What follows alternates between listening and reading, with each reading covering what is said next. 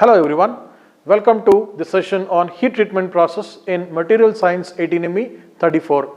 In this today's session, we are going to study a secondary heat treatment process called as tempering. Okay, before studying the concept of tempering, we are supposed to recall few of the parameters related to the hardening process which was covered in the last session. So in case of hardening process, we are going to ultimately increase the hardness of material, but in few cases with the increase in the hardness, the toughness will be reduced over a particular specimen, as well as the specimen may even turn brittle, okay, so that they doesn't suit few of the applications in various aspects. So in order to overcome that particular drawback, we are going to target a secondary heat treatment process called as tempering. So let us take the tempering now. So in tempering, we are supposed to understand the basic fundamentals as well as to what extent tempering process is being accountable in heat treatment. Okay, so first one being the introductory part, tempering.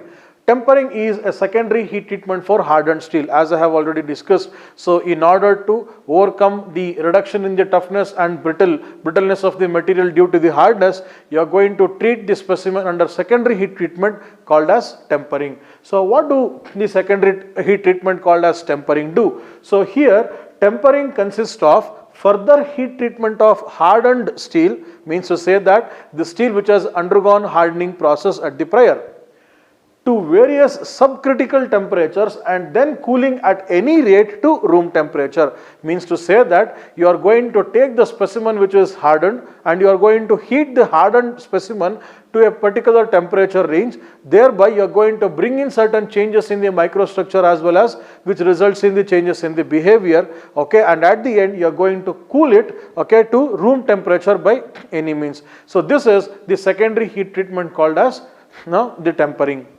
Moving on with the major purpose of tempering, okay. So just we'll go through this, I'll explain the same. Austenite which is retained in the hardened steel microstructure is unstable and tends to change its dimension with respect to time, means to say that whenever we go with the concept of the hardening, so we have to remember like this: the holding time depends on the complete conversion of existing microstructure into austenite, and then we are going to adopt the process of cooling called as quenching in case of hardening, so that you are going to get a very high hardened microstructure or phase called as martensite. So thereby what happens, when we are introducing the hardened steel to the process of cooling called as quenching, you may not be getting the complete constructive of the austenite microstructure to get converted into martensite. There may be few amount of errors. So that particular errors that results in the retainment of austenite structure in that hardened steel is what we are concentrating here in the hardening process. So ultimately the main purpose is to convert the retained austenite, means to say that when the process of conversion from the austenitic structure to the martensite, during which wherein we are going to opt the quenching process, okay, that may not result in complete transformation of austenitic structure into martensite. Hence what we do is we are going to even identify some amount of retained austenitic structure, and we are going to target to convert that retained austenite here in case of tempering. So there are major objectives as well in tempering process, okay. The first one being to relieve the residual stresses, to improve the ductility, to improve the toughness, to improve the impact resistance, as well as to reduce the hardness, okay. So this is basically based on a particular application wherein the type of steel is to be targeted for, okay. So though it is a hardened steel which has improved hardness, there are particular areas wherein that hardness is not necessary. You need to have better toughness, better impact resistance, better ductility over the same material. The combination is same, but the property has to be in the enhanced phase. Hence you are going to opt for the secondary heat treatment process called as tempering, okay. So remember this, you are going to heat the specimen to various subcritical temperatures and the specimen is already hardened steel, okay. So you can just refer this particular graphical representation wherein percentage of carbon is along x-axis and the temperature in degrees Celsius is along y-axis, okay. So if you observe, we have taken 700 degrees Celsius and below. means to say that it is a temperature range below to that of lower critical temperature, that is A1. So it is below to that of lower critical temperature, wherein we are going to consider the entire range itself as tempering range. Okay. Now let us take up various subcritical temperature zones and what extent it is contributing to the concept called as tempering. Okay, so we have three subcritical temperature ranges here. One is 150 to 200 degrees Celsius, 200 degrees Celsius to 450 degrees Celsius, and 450 degrees Celsius to 700 degrees Celsius. Hence, we are taking the temperature range below to that of 700 degrees Celsius, okay, to be considered under tempering range.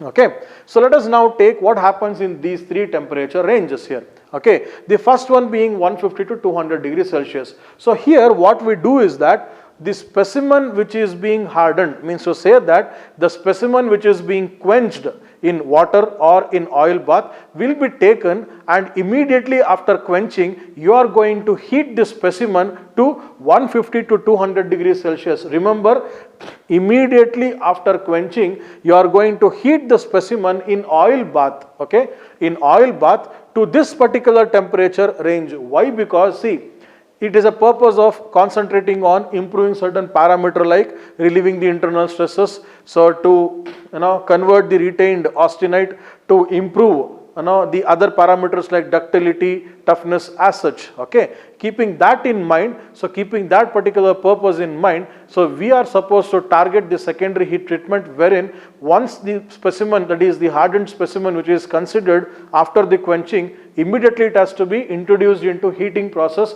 in oil bath with the temperature range of 150 degrees Celsius to 200 degrees Celsius, such that it relieves the internal stresses and starts decomposition of retained austenite. So that is one of the major purpose of targeting the tempering process. So it initiates the process of relieving the stresses as well as the decomposition of the retained austenite, which is due to the quenching process in the hardening process. Okay. Next comes the second temperature range, 200 degrees Celsius to 450 degrees Celsius.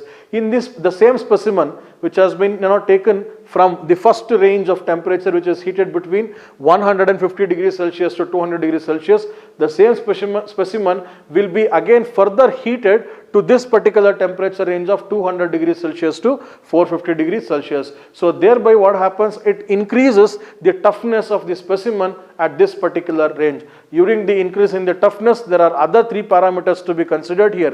Point number one, the carbon precipitating out of martensite, okay, forms Fe3C. Fe3C is nothing but cementite. So the carbon content which is coming out of the martensite phase, which is present in the hardened steel, okay, that forms cementite. Okay, the carbon content results in the formation of cementite here when it is being heated for a temperature range of 200 degrees Celsius to 450 degrees Celsius. Moving on with the next point, the retained austenite starts to decompose into cementite and alpha ferrite. So that is what is the one of the major objective here. Okay, so as you have started the heating the quenched specimen from 150 degrees Celsius to 200 degrees Celsius, there is a start of decomposition in the retained austenite. So here that start of decomposition is resulting in the formation of Fe3C plus alpha ferrite, that is cementite plus ferrite. Okay, so thereby the microstructure wherein cementite is considered in alpha ferrite solid solution is called as secondary trozite. Okay, secondary trozite is the microstructure what you are going to get when the specimen is heated at this particular range. Coming on to the last range, it is 450 degrees Celsius to 700 degrees Celsius. So here the major changes will occur wherein the fine cementite joins together to form large masses, due to which the steel becomes more ductile. So that is one of the major objective, to improve ductility. Okay, so that is where you are going to achieve when you are heating the specimen from 450 degrees Celsius to 700 degrees Celsius, and at the end the microstructure what we get is called as sorbite. Okay, sorbite is the microstructure what you are going to get at the end of the tempering process. Okay, so this is about tempering. Now let us study two topics called as Oss-tempering and Marr-tempering. They are nothing but the cooling processes employed to get different type of structure. So first let us take Oss-tempering. So Oss-tempering is a type of cooling employed to get 100% bainitic structure. The aspect of opting for 100% bainitic structure is to ensure that it gives better impact resistance, though it possesses lesser hardness than the martensitic stage. So to give better impact resistance property for a material, so the type of cooling is opted for 100% bainitic structure, and it is Oss-tempering. So let us go with the understanding of the graphical representation here. We have A1, that is lower critical temperature 727 degrees Celsius. MS, it is the martensite start temperature. Okay, MF, it is martensite finish temperature, that gives the range in which the start of martensite phase conformation to the completion of martensite phase. Okay, so we have perlite and bainitic range here, and this pink color line represents the Oss-tempering cooling process. See, 100% bainitic structure cannot be obtained by continuous cooling process. Hence, we have to opt for the other method of cooling called as Oss-tempering, that leads to 100% bainitic structure in the composition. So here what happens with respect to time, you are going to consider the specimen to be quenched to a temperature range. This specimen, steel specimen, should be quenched to a temperature range such that that temperature range lies within the bainitic zone or within the bainite phase. So you are going to quench the specimen not directly to the room temperature, hence you are going to here, in this case, you are going to quench the specimen to a range wherein it lies within the bainitic range. Once the specimen is quenched to a temperature range within the bainitic range, then what we do is, we are going to keep the quenched specimen in the bainitic range itself over a period of time in the salt bath, so that the complete phase transformation of the specimen gets accountable into bainitic structure. Once this particular bainitic structure is achieved within the specimen, which is kept in the salt bath over a period of time in the same temperature range, at that particular point of time, once the bainitic structure is obtained, you are going to consider the cooling process to the room temperature, so that you are going to get the martensite phase. Hence, this is one method of cooling called as Oss-tempering, wherein you are going to achieve 100% bainitic structure. Keep one thing in mind, you are going to quench the specimen to a temperature range which lies within the bainitic zone, and then you are going to keep the specimen at that temperature itself over a period of time in the salt bath, so that the entire microstructure gets converted into bainitic. Once bainitic structure is achieved, you are going to cool it down to the room temperature and result in the formation of martensite. Okay, so this is about Oss-tempering process. Okay, next comes the Marr-tempering process.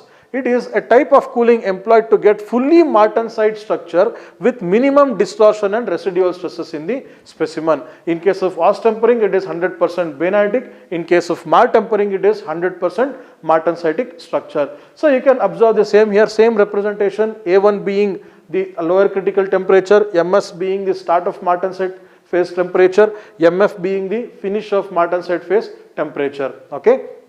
So here you can observe the pink line. There can be a comparison between the Oss-tempering and Marr-tempering here, and the process is again similar to the start of the Oss-tempering. Okay, here you are going to cool the specimen at a faster rate than the continuous cooling. Okay, instead of quenching, you are going to consider the cooling process at a faster rate, okay, than the continuous cooling process, and you are going to keep it to a range wherein the structure or wherein the microstructure of the temperature is almost bainitic. Okay, then what you do is you are going to keep the temperature range. Okay, so thereby what you are going to do is you are not going to keep the specimen at that temperature range in the salt bath, not like Oss-tempering to get completely transformed into a bainitic range. No, you are not going to keep the specimen at the temperature range till it gets bainitic structure.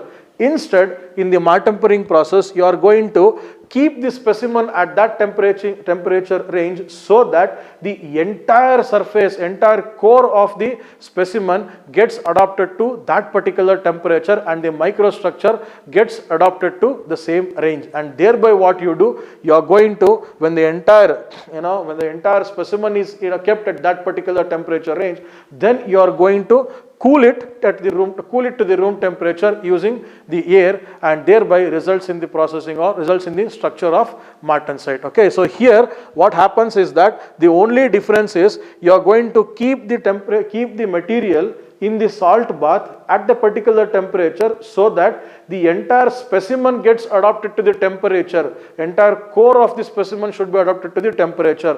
Once the temperature is distributed throughout the specimen completely the same, hence you are going to opt for cooling by air to the room temperature, so that you are going to get martensite structure. So the only difference between these two is that here you are not going to keep the specimen till it gets converted into bayonetic structure, whereas in case of Ostempering you are going to consider the specimen at a temperature range in the bayonetic zone till it gets converted into bayonetic structure. So you are not going to keep the specimen in temperature range simply, but you are going to keep the specimen at that temperature range in salt bath. Okay, so here you can observe two critical points. We have written surface on one side and core on the other side. It is applicable in both the representation here. This represents the time taken to completely result in the reduction in the phase of the core of the material to the surface. If you go with the surface, it is lesser time consumption